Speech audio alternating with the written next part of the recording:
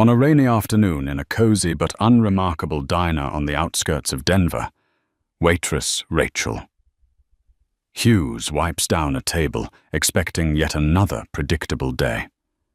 The smell of coffee lingers in the air as patrons come and go.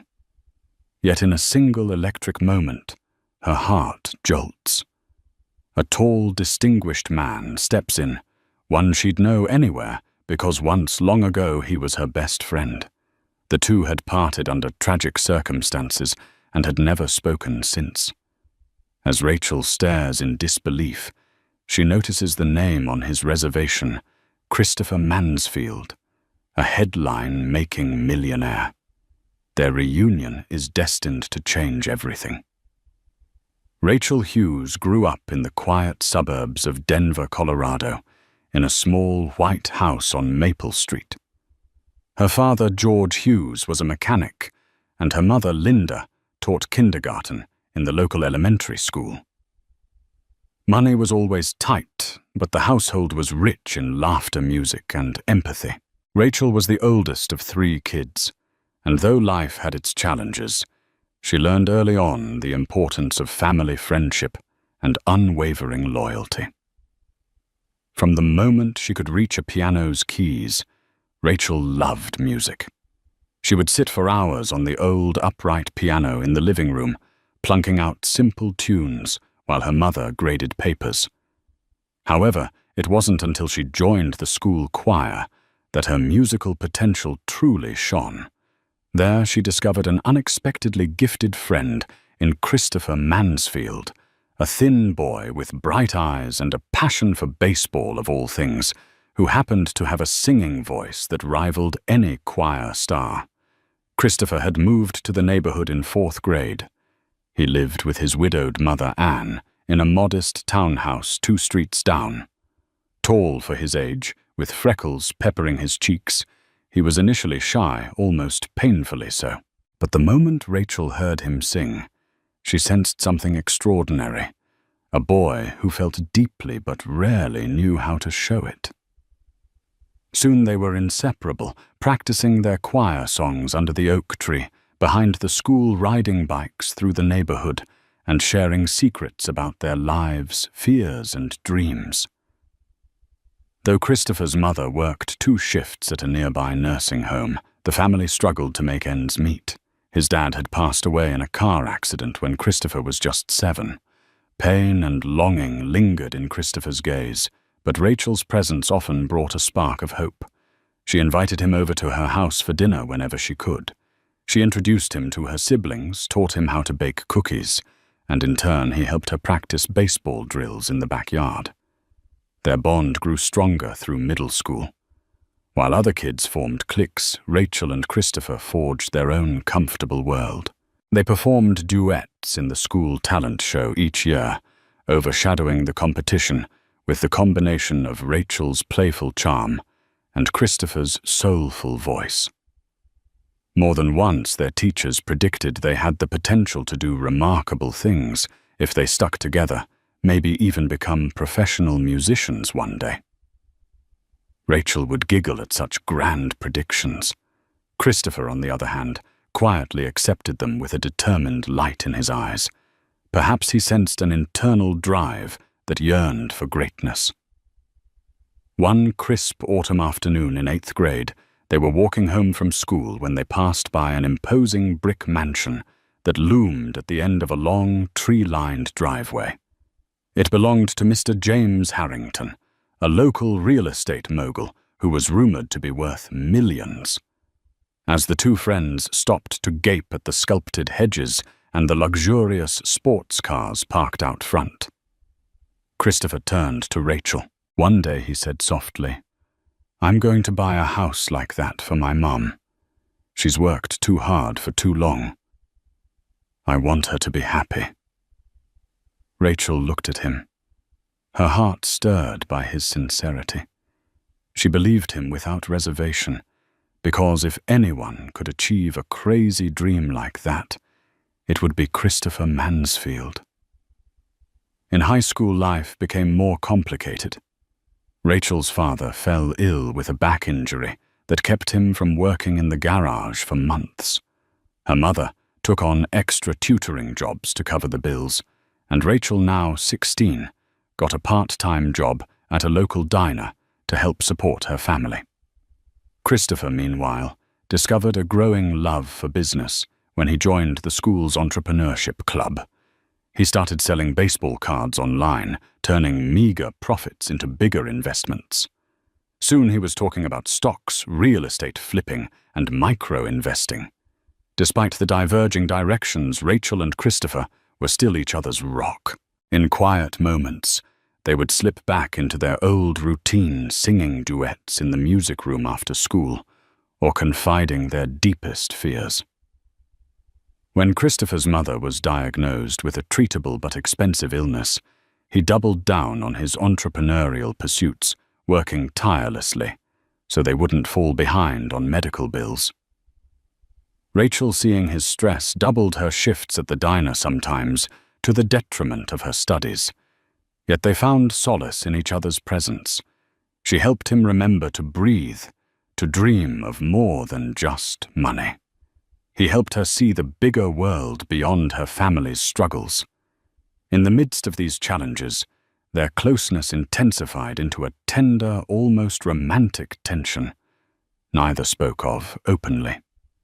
They were still best friends, but both sensed a new current in the air whenever their eyes met for too long, whenever Christopher walked Rachel home in the glow of a street lamp. But fate had other plans. One fateful evening, after a school concert in which Rachel had a solo, and Christopher accompanied her on guitar, life, as they knew it, began to unravel. Anne Mansfield fell critically ill. Christopher's mother needed specialized treatment that required out-of-state care and even more money. Overnight, Christopher's mother decided they had to move closer to her sister in Boston, who had a stable job and could assist with medical expenses. It was a decision that shattered both teenagers. Christopher, furious and terrified for his mother's health, felt he had no choice but to comply. Rachel learned of the move only 1 week before they left. There was no time to process the heartbreak. On their last night together, they sat on her front porch in silence, tears streaming down both their faces. He pulled out a small gold pendant, a tiny baseball bat. Charm, a simple piece of jewelry he'd saved up for by selling some of his prized baseball cards, and placed it gently in Rachel's hand. "Don't forget me," he whispered. All Rachel could do was hug him. She promised she'd write letters, call, and wait for the day they'd meet again. But deep inside, they both feared their bond might slip away in the wake of new challenges. Then, just like that, Christopher was gone. Through sporadic letters and phone calls, they kept in touch for a year or two. But life in Boston was demanding. Christopher had to work multiple side jobs and focus on finishing high school. His mother's health fluctuated.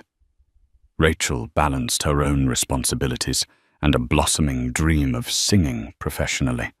They drifted apart in the slow, inevitable way that childhood friendships sometimes do, especially when distance and adulthood loom. When Christopher stopped calling altogether, Rachel was devastated. She tried calling, but the number was disconnected. The letters she sent were returned. Moved no forwarding address. Eventually, she was forced to accept that she might never see him again. The baseball bat charm stayed around her neck as a bittersweet reminder of a boy she loved in a way she never fully understood. Yet not in her wildest imagination did she believe that years later he would come strolling into her life, a successful millionaire, rumored to grace the cover of Forbes, and step right into the very diner she now worked at, as if he had stepped out of one of her most cherished dreams. The next few years after Christopher moved away were a whirlwind for Rachel. She graduated high school but abandoned her scholarship to a local community college when her father's back ailment flared up again, necessitating costly treatment. She worked full-time at a diner to keep her family afloat and tried to set aside a little money for night classes. Yet the real world weighed heavily on her shoulders. The aspiring musician who once dreamed of standing on stage with her best friend found herself stuck in an unchanging loop of early morning shifts and late-night closes. Though times were tough, Rachel had an irrepressible spirit. Her customers loved her warmth, her friendly banter, and the way she'd hum tunes under her breath while pouring coffee. The diner's regulars included traveling salespeople, shift workers, and exhausted parents. Some recognized her face over the years. They'd watch her grow from a teenage server into a confident young woman. Occasionally, they'd ask why she wasn't pursuing a career in music. She'd brush it off with a smile and a shrug. But inside her heart ached. Rachel never forgot Christopher. She kept that gold pendant safe, sometimes wearing it under her uniform, where only she could feel its slight weight. Every time she held it between her fingers, she wondered where he was, what he was doing. She'd heard rumors through old classmates who'd connected with Christopher online that he was making waves in Boston's entrepreneurial scene. Some claimed he had started a small real estate investing company, flipping houses with near legendary speed, even as a college student. Others said he'd been spotted at upscale charity events. But the details were murky, and the rumors never consistent. One friend mentioned Christopher had changed his phone number, or that he'd gone overseas to invest in tech startups. Nobody had a definitive update. Even social media provided no real clues. Christopher Mansfield seemed to have vanished from her corner of the digital world. As time marched on, Rachel's responsibilities expanded. Her younger sister Emily started attending a college in Chicago, and Rachel helped with tuition by sending money whenever she could. Her younger brother Peter enlisted in the Marines, leaving her as the only child in the family's home. She considered taking singing lessons again, but bills, rent, and family needs always came first. Still, her mother Linda and father George encouraged her.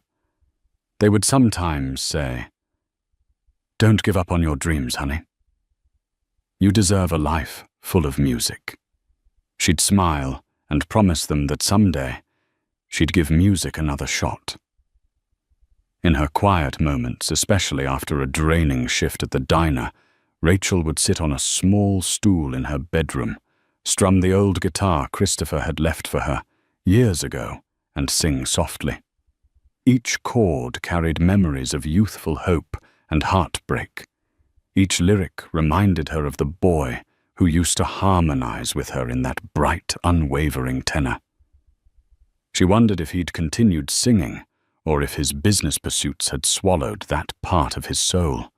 One evening, while Rachel was closing up, the diner's manager, Celia Martinez, sat down with her. Celia was in her 50s, with silver-streaked hair, pulled into a neat bun, and a kind but no-nonsense demeanor. She'd practically watched Rachel grow up. "Rachel," Celia said gently, "you've been here, 7 years now? Don't you ever wonder if there's more out there for you?" Rachel sighed, removing her apron. "I do. But I have so many obligations, and this job, well, it's familiar." Celia gave her a sympathetic nod. "Familiar can be a safety net, but you're too talented to stay stuck forever.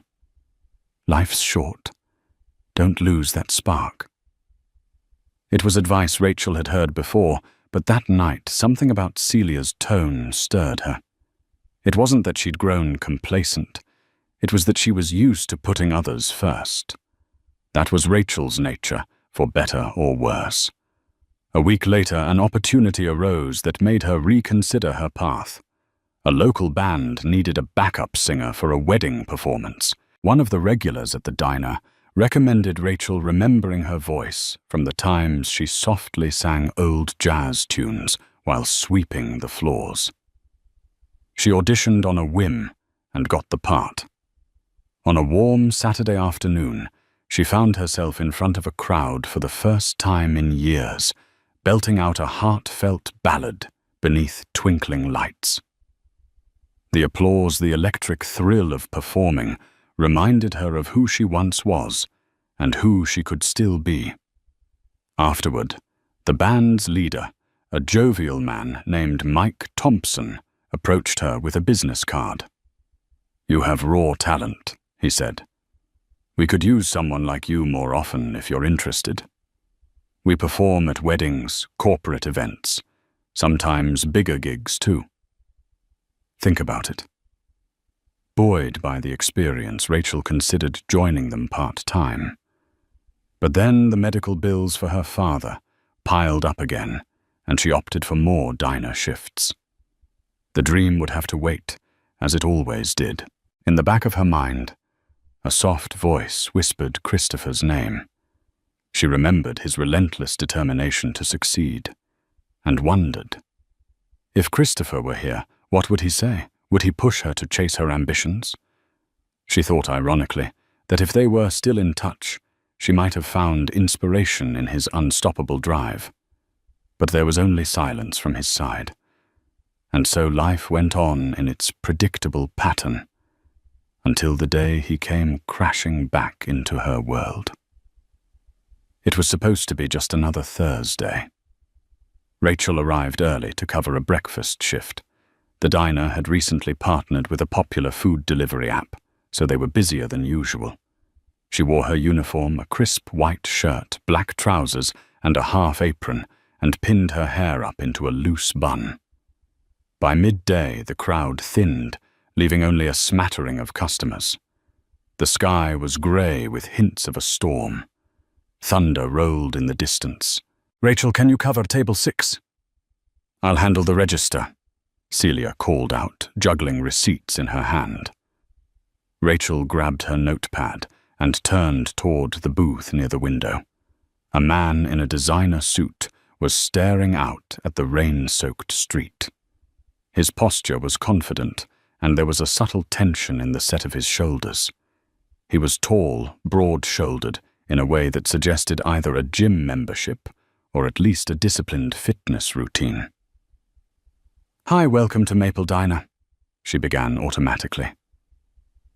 "Can I start you off with—" Her voice halted, trailing into stunned silence. The man turned, revealing a face that was older, sharper, yet strikingly familiar. Chocolate brown hair eyes that used to light up whenever they sang together, a faint scar on his jaw from a bicycle accident when they were 12. Rachel's breath caught in her throat. His eyes flicked to her name tag, curiosity in them. "Rachel," he asked, voice almost a whisper. Time seemed to freeze. She took a step back, her heart hammering so fiercely she could feel it in her ears. This was Christopher Mansfield, the Christopher Mansfield, the boy who'd once been her closest friend, the same person who had disappeared years ago, now sitting in her section, like it was the most natural thing in the world. "Christopher," she murmured, her voice cracking. You're here." He nodded, looking a bit shell-shocked himself. "It's been a while.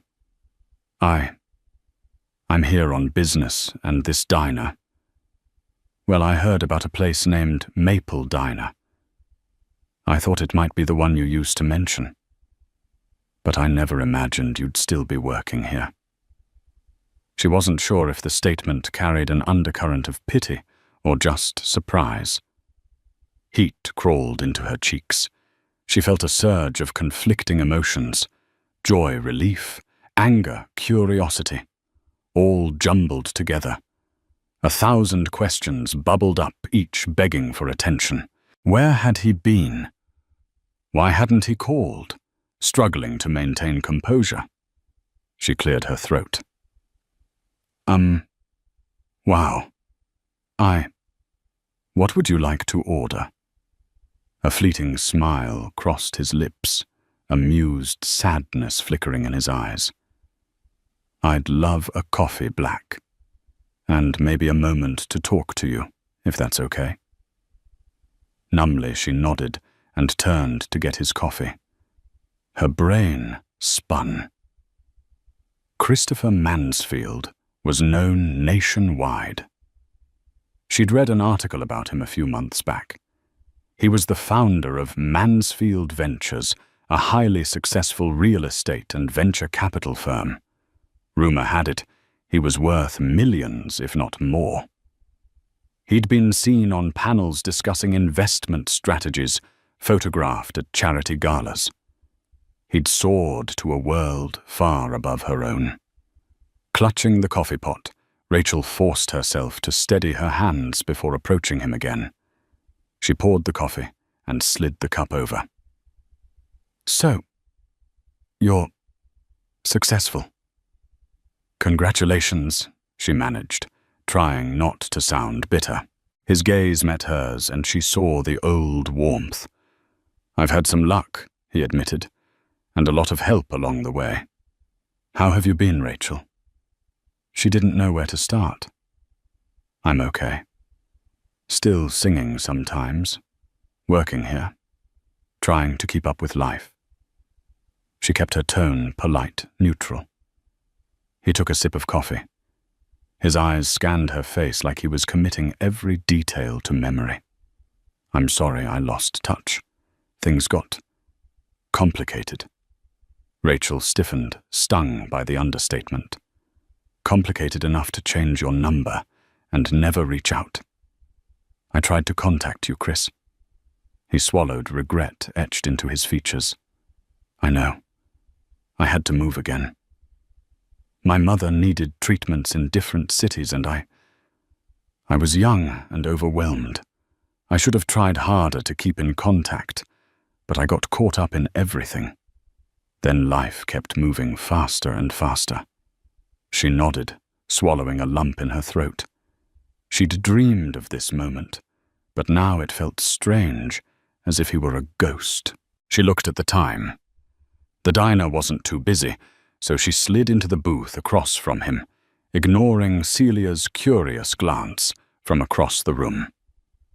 They talked haltingly, carefully. She found out that Christopher's mother had eventually recovered, though her health was still delicate. He'd gone to college in Boston on partial scholarship, started flipping properties, then launched Mansfield Ventures. He rarely visited Denver. This was his first trip in years, a business negotiation for a new real estate development on the outskirts of town. Someone mentioned Maple Diner, and I remembered you, he admitted. I drove here on a whim, hoping maybe I'd see you. I thought it was a long shot. I didn't even know if you still lived in Denver. Rachel studied him. He looked polished, well-groomed, far removed from the sweaty teen who once belted out rock ballads with her after school. But beneath the expensive suit, she recognized glimpses of the boy she'd adored, the intensity in his gaze, the way his brows furrowed when he was nervous. A sudden wave of longing washed over her. Memories of their closeness, their shared dreams, their heartbreak. She wanted to hug him, but a guardedness held her back. He reached into his pocket and pulled out a small business card. Look, I'm in town for a few days. Would you be willing to have dinner with me? We could catch up properly. Maybe I can make up for all those lost years. Rachel hesitated. Was she ready for that? Part of her yearned to accept. Part of her felt betrayed, worried about how she'd manage the roller coaster of emotions. In the end, she found herself nodding curiosity and old affection winning out. Sure, she said quietly. I get off at 7 tonight. A flash of relief brightened his face. Great. I'll pick you up. She managed a small smile. I can meet you somewhere, if that's easier. He refused. "I insist. I want to do this right." Then, noticing her reluctance, he added, "Unless you're not comfortable with that." Her heart fluttered. "No, it's fine," she conceded. It's been so long."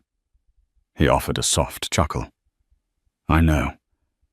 But some things never truly go away, do they?" Their eyes met, and a current of unspoken longing passed between them. She cleared her throat, stood up. "I'll see you at 7. He handed over an address scribbled on a piece of paper. "I'm staying at the Harrington Suites downtown," he said. "Let me know if that's closer to you." Rachel recognized the Harrington name. Yes. James Harrington, the real estate mogul who once owned that mansion they passed as kids. Had Christopher bought it or invested in it? The irony wasn't lost on her. "Sure," she said, pocketing the note. Moments later, he settled the bill with a generous tip, gave her a final lingering glance, and left the diner. Rachel stood there, heart in turmoil. She was too dazed to notice the stares from Celia and the other customers. She'd just come face to face with the one person she thought she might never see again. And yet that was only the beginning of a tempest she could never have foreseen. The hours until her shift ended felt endless, each tick of the clock intensifying the storm of emotions raging within Rachel. Would this dinner be awkward? Warm, painful? A swirl of questions and conflicting hopes churned in her mind. Celia noticed her distraction and mercifully sent her home an hour early. Rachel hurried to her small apartment, a modest one-bedroom that she shared with her cat Ollie. She took a quick shower and rummaged through her closet. Her wardrobe was limited, but she wanted to look presentable. Her reflection in the mirror displayed apprehension with a dash of excitement. She settled on a simple navy blue dress paired with a light cardigan.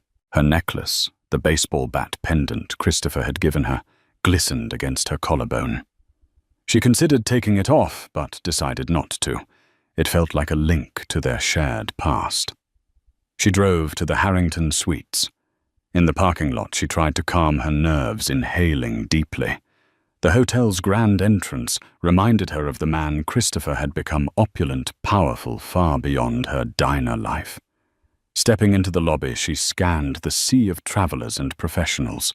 A polished, uniformed staff member caught her eye. Then Christopher appeared, weaving through the crowd, with the confidence of someone who belonged in such lavish surroundings. "There you are," he said, an easy smile softening his angular features. He wore dark slacks and a crisp button-down shirt, no tie. He seemed comfortable yet refined. "You look beautiful." She flushed suddenly, feeling self-conscious about her simple outfit. "Thanks," she murmured. "You look good." He offered his arm, and she slipped her hand through it tentatively. In the elevator, he pressed the button for the rooftop restaurant. An uneasy flutter stirred in her stomach. She wasn't used to such high-end settings, but the twinkle of city lights lured them upward. The restaurant on the top floor was sleek and sophisticated, all glass windows and modern decor. Soft jazz music tinkled in the background. A hostess greeted Christopher by name, guiding them to a table near the window. The view was breathtaking. Denver's skyline shimmering under the moonlight, the peaks of the Rockies looming beyond. After they were seated, a waitress brought menus. Rachel's eyes widened at the prices. Christopher noticed her expression and placed his hand gently on hers. "Don't worry about that. Tonight's on me." She felt a mixture of gratitude and discomfort. She didn't want him to pity her, but she also recognized that refusing might cause more friction. She decided to take it graciously. "Thank you," she said, softly. Once they ordered a salmon dish for her, a steak for him, silence blossomed between them. Christopher shifted in his seat, clearly searching for the right words. "It's incredible to see you again," he finally began. I want you to know how much I regret letting our friendship slip away. It's been on my mind over the years, especially when things got tough." Rachel studied the linen napkin on her lap. "I tried to find you," she admitted, voice low. "I sent letters, called. You vanished. I didn't know what happened. For a long time, I worried something terrible had happened." He exhaled heavily. "My mother's condition got worse. We were living with my aunt. I got a job, took extra classes. We moved twice more. I lost your letters in one of the moves, or they got misplaced. It was chaotic. Then when I got into real estate, I wanted to reach out, but it had been so long. I felt ashamed that I'd fallen out of touch, and each year that passed made it harder." She nodded, tears threatening to well up. She sipped her water, buying time to steady her emotions. "I understand," she managed. "Life happens." But it hurt.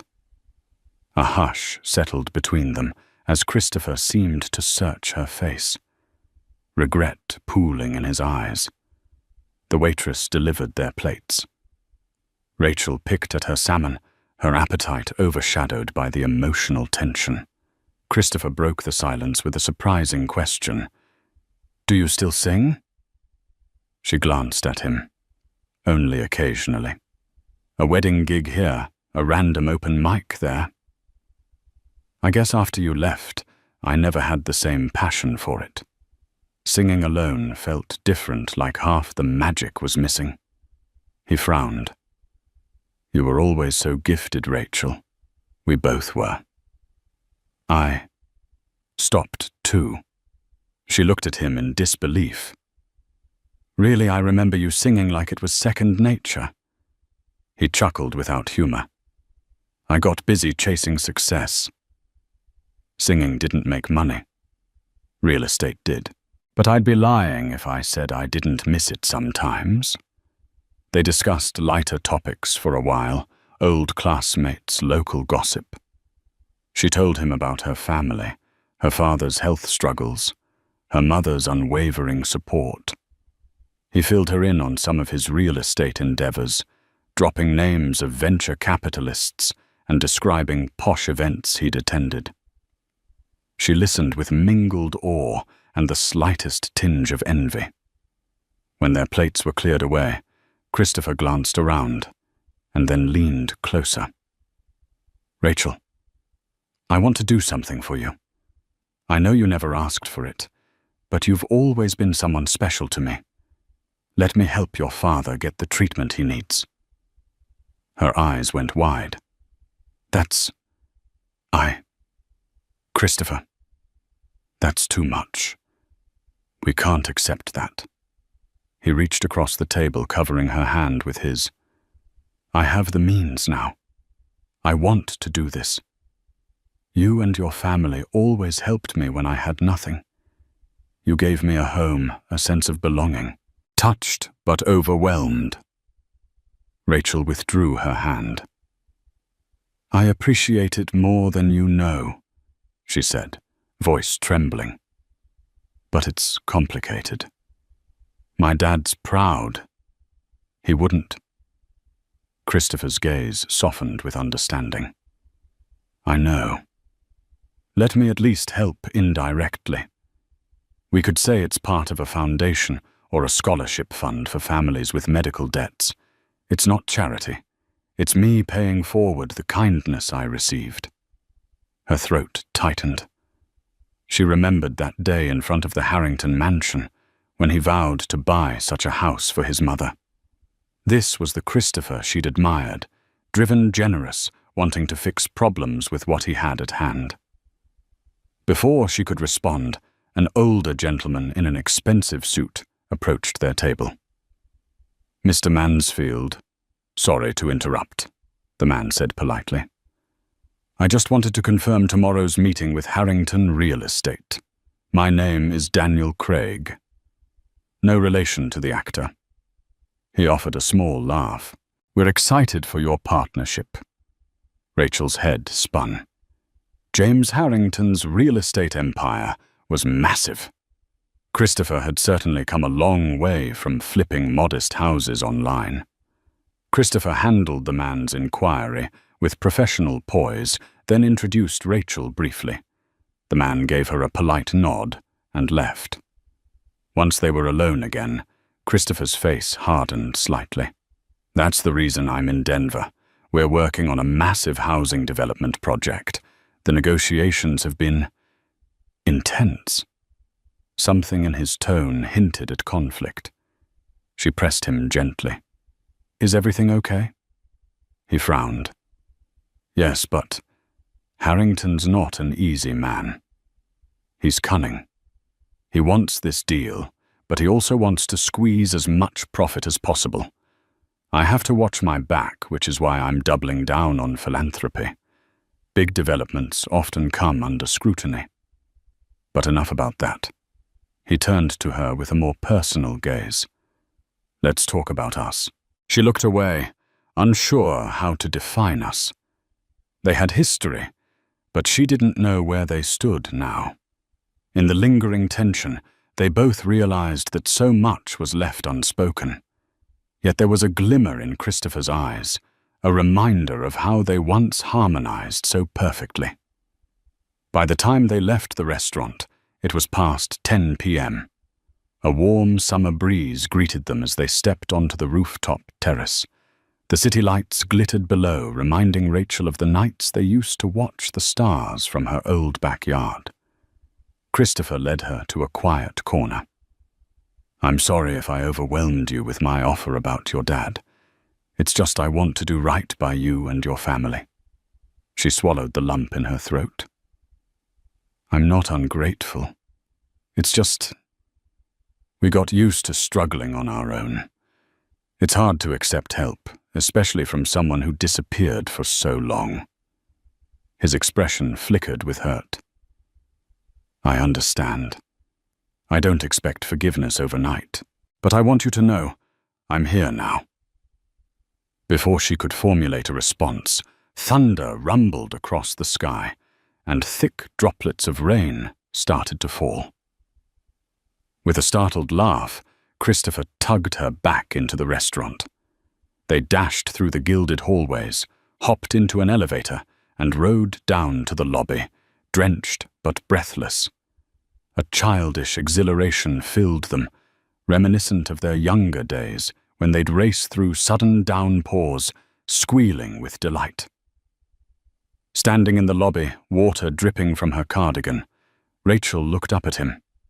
Her heart clenched at the tenderness in his gaze. A wave of nostalgia and longing crashed over her, so powerful she could barely breathe. You have no idea how often I dreamed of moments like this, she whispered, of seeing you again. He took a hesitant step closer, raindrops glistening on his hair. I never stopped thinking about you, Rachel. In that electrified second, the distance of years collapsed. She expected him to kiss her. Maybe she wanted him to. But instead he gently brushed a strand of wet hair from her cheek, his fingers lingering against her skin. Then he cleared his throat, stepping back as though reminding himself that this was all too new, too complicated to rush. Let's get you home, he said. I'll walk you to your car. They strolled out under the hotel's awning. The rain pummeled the pavement. She paused by her old sedan, turning to face him. Thank you for dinner, she said softly. He offered a warm smile. Thank you for agreeing to see me. I hope this is the start of something. A second chance, maybe. She held his gaze, heat flickering in her chest. I guess we'll find out. Then she slipped into her car, turned the ignition, and watched his figure recede in the rearview mirror as the rain painted the world in shimmering streaks. She felt a curious mixture of hope and fear. Christopher was back, and everything was about to change. Of that she had no doubt. The next morning, Rachel woke with a sense of both anticipation and unease. She busied herself with errands, groceries, paying bills, dropping off a shipment at the post office for her mother's small craft business. She wondered if Christopher would call or text. Part of her scolded herself for feeling giddy, reminding her that they had years of painful distance between them. Late that afternoon, her phone buzzed. It was a message from Christopher. "Any chance you're free tonight? I have a surprise for you." She stared at the text, butterflies in her stomach. Could she handle another evening in his presence so soon? Yes, she realized. She wanted to. Maybe she needed to. She typed back a quick, affirmative response. He picked her up at 6 p.m. in a sleek black car that looked like it cost more than her entire apartment building. She felt a pang of self-consciousness stepping in with her modest skirt and blouse, but Christopher flashed a disarming grin. "We're going somewhere special," he said. He navigated through downtown Denver, eventually turning onto a long, winding road that led toward the foothills. The city skyline faded in the distance. The sun was dipping low, painting the mountains in hues of orange and pink. "Are you going to tell me where we're going?" she asked. Curiosity piqued. He shrugged playfully. "It's a surprise." 15 minutes later, they pulled up to a sprawling, gated property. A wrought iron arch read, "Harrington Estate," in ornate script. Rachel's eyes widened. "Wait, is this—" Christopher nodded. "Yep. James Harrington's mansion. He's hosting a small gathering, a pre-negotiation get-together. He insisted I attend. I was going to refuse, but then I thought maybe you'd like to see the inside of the place you and I used to dream about as kids." Her heart hammered. This was the very mansion they had gazed upon all those years ago, a place that symbolized unreachable wealth and possibility. Now she was about to walk right through its front doors, invited by a man who once vowed he'd buy a house like this for his mother. She felt out of place in her simple attire, but Christopher offered his arm gallantly. "Ready." They strolled in through the grand doors into a foyer of marble floors and crystal chandeliers. Waiters in crisp uniforms carried trays of champagne and hors d'oeuvres. A live string quartet played softly in a corner. Wealthy guests mingled dressed in designer clothing, sparkling jewelry on display. The laughter and conversation resonated with a certain refined arrogance, and Rachel felt like she had stepped into a dream. Christopher introduced her to a few key figures, real estate investors, finance gurus. Names Rachel recognized from local headlines. They were polite, though she sensed condescension behind a few tight smiles. It was clear they viewed Christopher as the rising star, brilliant, unstoppable, but occasionally an outsider for not coming from old money. Eventually, James Harrington himself approached carrying a glass of bourbon in one hand. He was in his late 50s, hair silver and neatly trimmed, wearing a tailored navy suit. Christopher Mansfield, the prodigy, he declared. "Glad you could make it." And this lovely lady Christopher introduced her. Harrington's sharp gaze flicked from her face to her outfit and back, assessing. He offered a lukewarm smile. "A pleasure," he said curtly, then turned his attention back to Christopher. "We'll see you in the study at 8 sharp for a chat about tomorrow's deal. Enjoy the evening." He moved on, greeting other guests. Rachel exhaled, relieved to escape further scrutiny. Christopher guided her outside to the terrace. They gazed over manicured lawns, sculpted hedges, and a view of Denver's twinkling lights beyond. "I'm sorry if this is overwhelming," Christopher said gently, sensing her unease. I remembered how we used to stand outside the gates and imagine what it looked like inside. "We don't have to stay too long." She mustered a smile. "It's surreal, but I'm glad to see it. You've come so far." He looked thoughtful. "I've made money, yes. But you're the one who's really strong, Rachel. You faced so many hardships without running away. You put family first. That takes real guts." She flushed at the compliment. Before she could respond, a woman's voice called out, "Christopher." They turned to see a tall, striking brunette in a designer cocktail dress approaching. She was around their age, with an air of self-assurance. On her arm was a glittering bracelet that probably cost more than a car. Angela Christopher greeted her, though Rachel noted the slight tension in his smile. "What brings you here?" "I'm with Harrington's daughter, Allison," Angela replied casually. "She and I do charity work together. I didn't realize you'd be here." Then she eyed Rachel, eyebrows raised. "Who's your friend?" Christopher introduced them, explaining that Rachel and he were old friends. Angela extended a well-manicured hand. "Charmed," she said coolly. She turned back to Christopher, voice dropping to a more personal tone. "I've been trying to reach you. We need to talk about the investment in that water treatment plant. Do you have a moment?" There was something in her tone that stirred Rachel's suspicion, an assumption of closeness. Christopher hesitated. "Sure," he said, then turned to Rachel. "Would you mind giving us just a minute? I'll be right back." Rachel forced a polite smile. "Go ahead. I'll wait here." She watched them walk a few steps away. Angela angled her body toward Christopher, speaking softly, her gaze flicking to Rachel intermittently.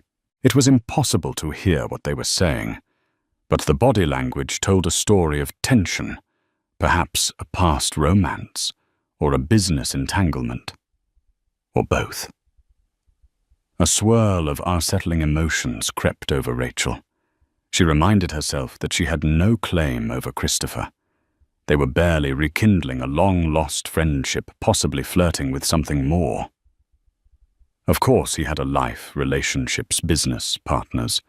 It was foolish to feel jealous. But she couldn't entirely suppress the pang in her chest. A few minutes later, Christopher returned, lines of frustration on his brow. "I'm sorry about that," he said. "Angela's a colleague. She can be persistent." Rachel attempted a light-hearted tone. "She seems to know you well." He shrugged, changing the subject. "Listen, I have to speak with Harrington in a few minutes, but after that we can leave. Does that sound okay?" She nodded. "I'm fine. Take your time." He led her back inside, weaving through the throng of guests.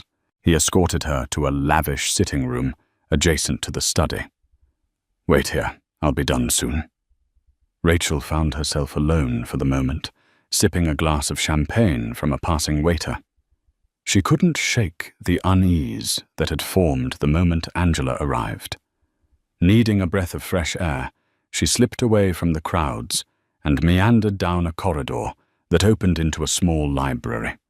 The room smelled of old leather and polished wood. Shelves lined every wall, holding books that likely hadn't been touched in years. She trailed her fingers along the spines, noticing a mixture of classics and art volumes. Near the window she froze. A small painting of a family crest bore the name Harrington and the year 1922. She remembered Christopher mentioning that the Harrington family had old money. The portrait beneath it, an older black-and-white photograph, depicted a stately couple with stern expressions. Suddenly, voices drifted from a nearby door that was slightly ajar. She recognized Harrington's rumbling tone. Out of sheer curiosity, or perhaps a sense that something was amiss, she crept closer, listening. Christopher's voice was in there too. "This deal benefits us both," Christopher was saying. "My terms are fair. We focus on affordable housing in the West Side, or the City Council won't approve the plan." Harrington's laugh was low, patronizing. "You've got a noble streak, Mansfield. But the City Council is easily swayed by the right donations. Who cares if the houses are a bit pricier? More profit for us." "Yes." Christopher's voice grew tight. "We had a handshake agreement about including affordable units. If you back out on that, I walk." There was a pause followed by Harrington's amused drawl. "Oh, come now. You think you can threaten me in my own home? I've seen your kind before rags to riches, thirsting for more. Don't pretend you're a saint. The public's not going to care about your philanthropic talk if I spin the story my way." Rachel's pulse quickened. Harrington was clearly not the genial host he pretended to be. She risked leaning forward, straining to hear more. "If you sabotage this deal..." Harrington continued, "I have the power to make sure your precious Mansfield Ventures never works in this city again. Or any city for that matter. You'll be blacklisted from every major real estate market in the country." Silence. Rachel's heart pounded imagining Christopher's face at that moment. Finally, Christopher responded, voice icily calm. "I built my company from nothing. I know how to adapt. Don't think for a second I'll betray my values for profit. If you want to push me, go ahead. But I won't back down from including affordable housing. You'll face backlash, too." Harrington let out a derisive snort. "So be it. But mark my words, this project will happen with or without you. If you want to protect your precious image, do as I say. Otherwise, you'll find yourself fighting an unwinnable battle." The conversation ended with a rustle, chairs moving, footsteps heading toward the door. Panicking Rachel darted back into the corridor, heart racing. She tried to look casual as Christopher stepped out. His face flushed with anger. He saw her and paused. "Rachel, everything okay?" She mustered a weak nod, swallowing back the impulse to confront him about what she'd overheard. "I just wanted some air." Christopher's eyes flicked toward the library.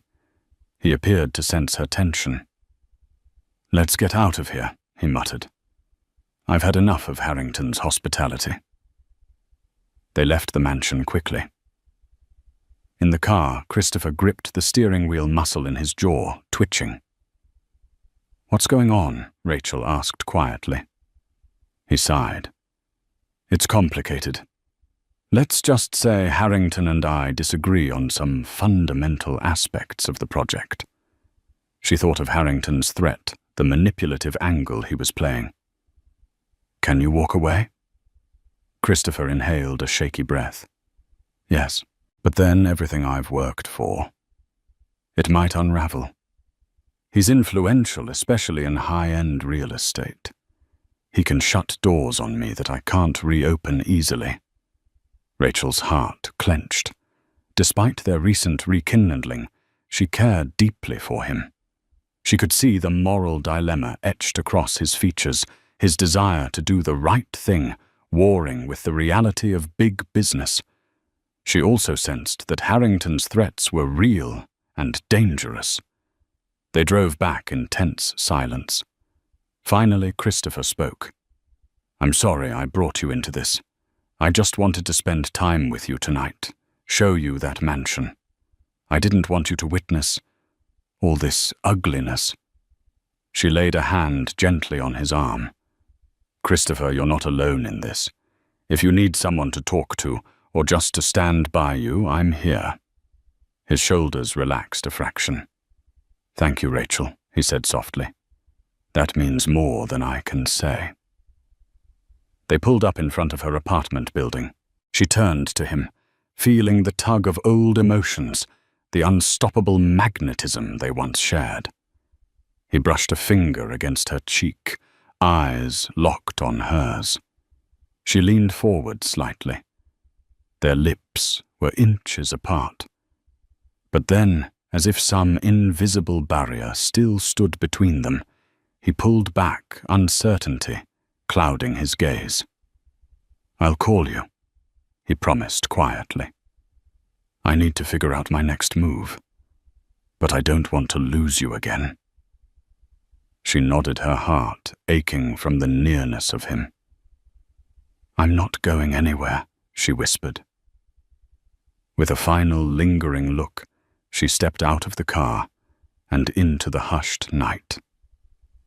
As she climbed the stairs to her apartment, Rachel grappled with an onslaught of emotions, desire, fear, and a gnawing sense that Christopher was embroiled in something far bigger than either of them had anticipated. Little did she know just how explosive the situation would soon become. In the days that followed, Rachel found herself in a state of emotional limbo. Christopher texted occasionally, apologizing for being preoccupied. The negotiations with Harrington were ongoing, the tension mounting. She tried to offer support from a distance, understanding that he was juggling a complex business deal. Meanwhile, life at the diner continued. The daily grind felt surreal, given the knowledge of Christopher's high-stakes world. She confided in Celia about the situation. Celia, supportive as ever, advised caution. "In my experience, business and personal feelings don't always mix well," she warned. "But if he's the real deal, he'll stand by his morals." One afternoon, as Rachel ended her shift, a sleek car pulled up in front of the diner. She recognized Christopher behind the wheel. He rolled down the window, smiling. "Hop in." "I have an idea." She slipped into the passenger seat, heart fluttering. "Where to?" "You'll see," he said, mysteriously pulling away from the curb. They drove beyond the city limits, eventually arriving at a quiet, picturesque lake. Evening sun danced on the water, painting it gold. No grand mansions or suites here, just a wooden pier and a calm breeze. He parked, then led her down to the shoreline. "Remember how we used to go to that little lake near our old neighborhood?" he asked, slipping off his shoes. "We'd skip stones and talk about everything." She grinned, removing her own shoes. "Yeah, we'd pretend we were famous rock stars giving concerts to an imaginary crowd." He laughed softly. "I missed that. I missed us." They strolled along the water's edge, soaking in the tranquility. Eventually, Christopher asked, "Do you ever think about what might have happened if I hadn't left?" Rachel considered the question. "Sometimes." "But you didn't have a choice, did you? You had to move for your mom." He nodded. "I still wonder if we would have—" He trailed off, searching her eyes. The words were unspoken, but the meaning was clear. Dated. Fallen in love. Maybe gotten married. 1,000 possibilities unraveled in the space between them. Feeling the weight of that unspoken question, she reached out, wrapping her fingers around his. "We can't change the past, Chris, but we can decide what happens now." He exhaled, stepping closer. His voice was raw with longing. "Rachel, I don't just want to rekindle our friendship. I think maybe I've loved you for a long time, even if I never said it." A rush of warmth washed over her. It was the moment she'd fantasized about since she was a teenager. Yet in the background, the complications of his business dealings and her own uncertainties loomed. "I feel the same," she said, voice trembling. "But there's a lot going on in your life right now." He nodded. "I know. That's why I want to handle Harrington and stand by my principles. Once that's settled, I want to focus on us, on building something real. She squeezed his hand. I'm here, Christopher. Just don't shut me out. His eyes glowed with gratitude. He leaned in, and this time neither of them hesitated. Their lips met in a soft, tender kiss, a decade's worth of unspoken emotion flowing between them. She melted against him, feeling simultaneously safe and exhilarated. In that stolen moment by the shimmering lake, the world faded. The only thing that mattered was the warmth of his touch, the taste of a love that had survived years of separation. When they finally parted, she laughed breathlessly. We should have done that ages ago. He grinned, a boyish happiness lighting his face. Better late than never. They spent the evening talking, sharing the struggles they'd faced, the dreams they still held. Christopher revealed his plan to push Harrington to honor the affordable housing clause. If it failed, he'd walk away. Money's not worth compromising everything I believe in, he said firmly. It's about legacy. It's about doing what's right. Rachel felt a swell of pride for him, yet she couldn't shake the sense of foreboding. Harrington was powerful, ruthless. She worried about the blowback.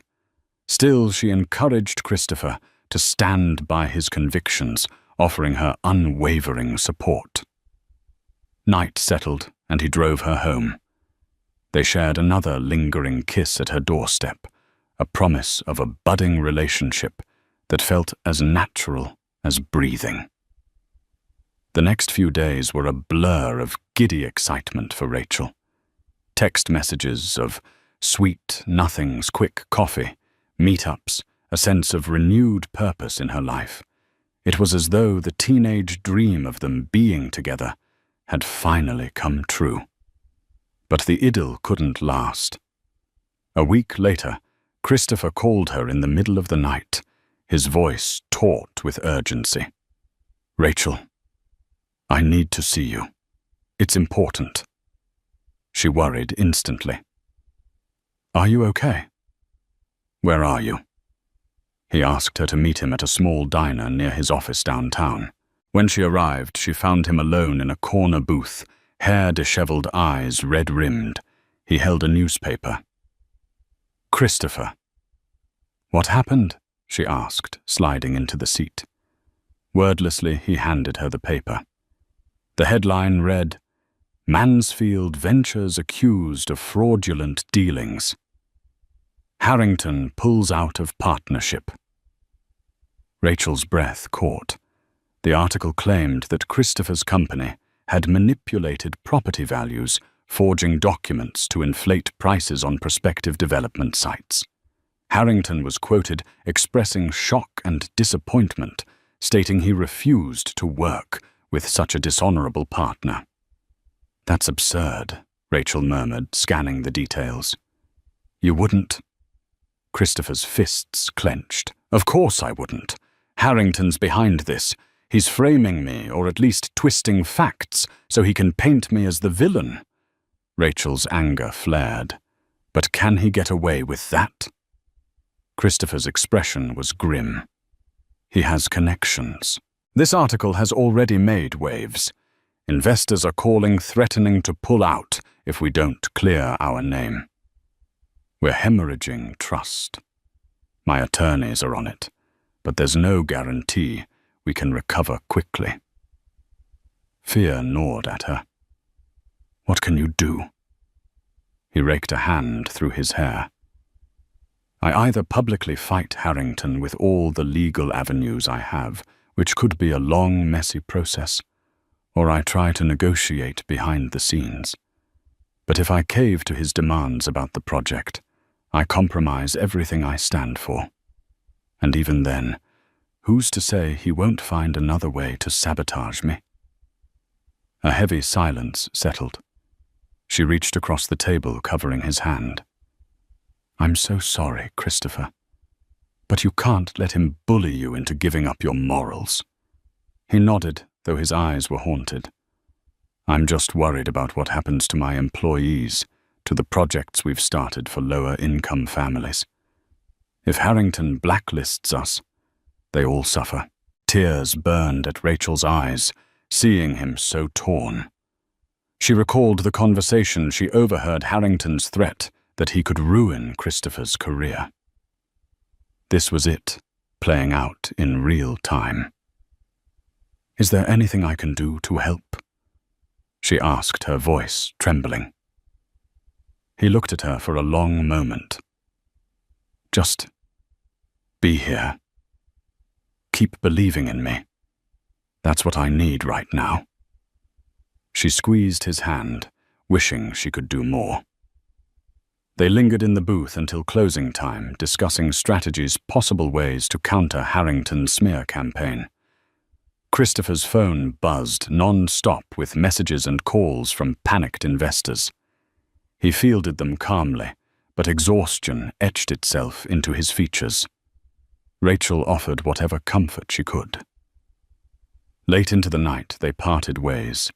As Rachel drove home, a swirl of emotions raged: anger at Harrington's cruelty, fear for Christopher's future, and heartbreak at how quickly joy had turned into crisis. She clutched the steering wheel, determination igniting within her. She wouldn't let him stand alone in this storm. No matter what it took, she'd be by his side. Days turned into a whirlwind of legal maneuvers, press releases, and behind-closed-doors negotiation. Rachel saw Christopher, sporadically, often dropping off food at his office, where he and his small legal team toiled. She remained a pillar of emotional support, though the situation seemed bleak. Then a breakthrough came from an unlikely source, Angela.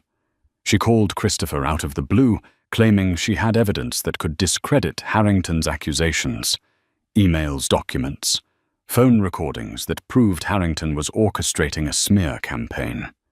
It turned out Angela had once been involved with Harrington's associates and had grown disillusioned by his unethical tactics.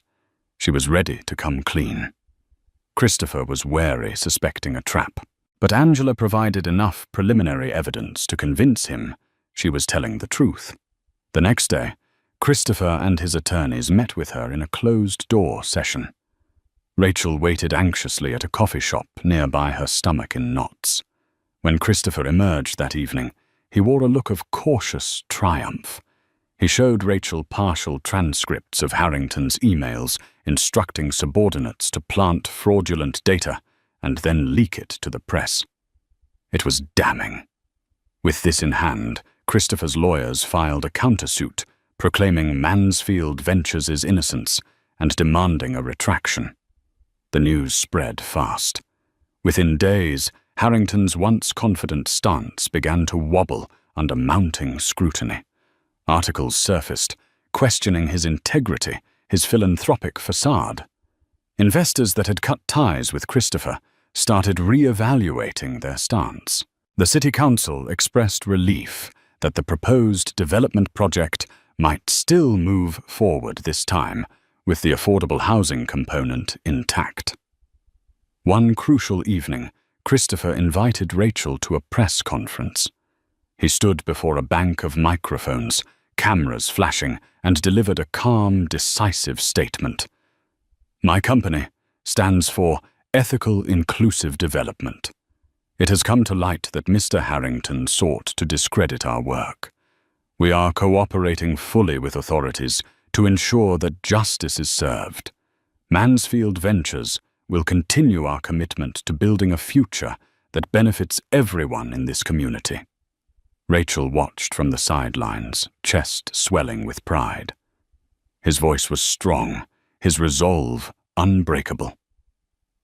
Despite everything Harrington had done, Christopher held his head high. It was the boy she had loved, the man she could see herself building a life with. Harrington tried to counter, but the evidence Angela provided was overwhelming. Within weeks, Harrington Real Estate faced investigations for corruption and fraudulent practices. Public opinion swung in Christopher's favor. He didn't gloat. Instead, he channeled the victory into reaffirming the affordable housing mission, forging new partnerships with other ethical investors. At last, after nearly a month of chaos, the storm abated. Mansfield Ventures was vindicated. Harrington's empire lost significant credibility. The specific project in Denver was greenlit with provisions for affordable units, as Christopher had insisted. It was in the aftermath of this triumph that Christopher found Rachel one evening at the diner.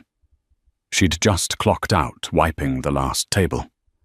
The bell jingled overhead, and there he was, wearing a simple shirt and jeans.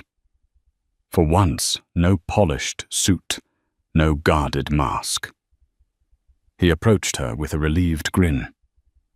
"It's finally over," he said, softly, pulling her into a tight embrace. She laughed, burying her face against his chest. "I never doubted you." He cupped her cheeks, his expression warm. "I have a question for you," he said. "I've spent so long chasing success, but I realized something huge was missing in my life. I want to build a home, not just houses, with you. Will you come with me to Boston?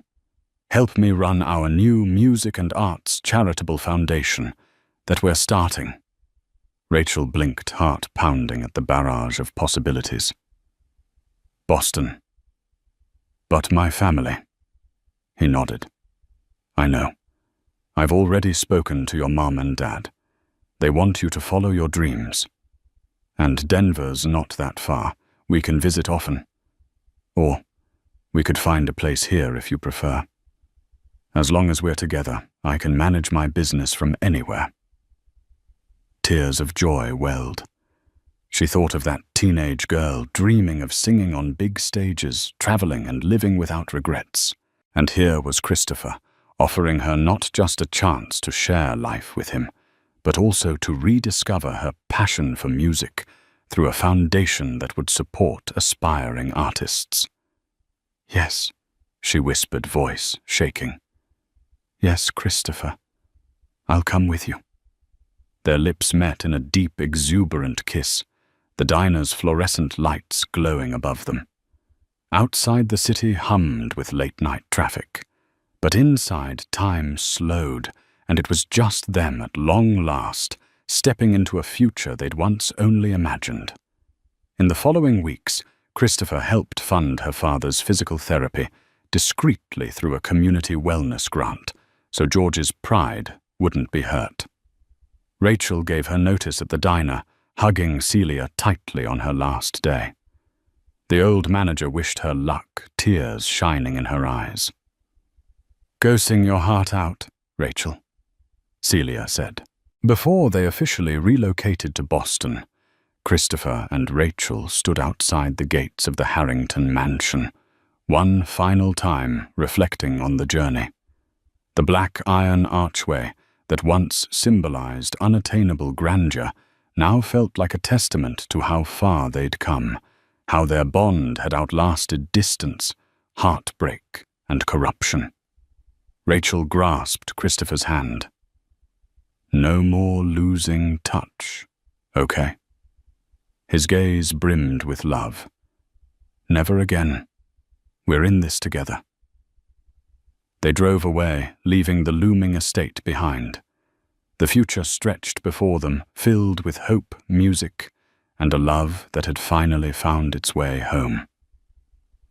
Thank you for joining us on this emotional roller coaster of friendship, betrayal, and triumphant love.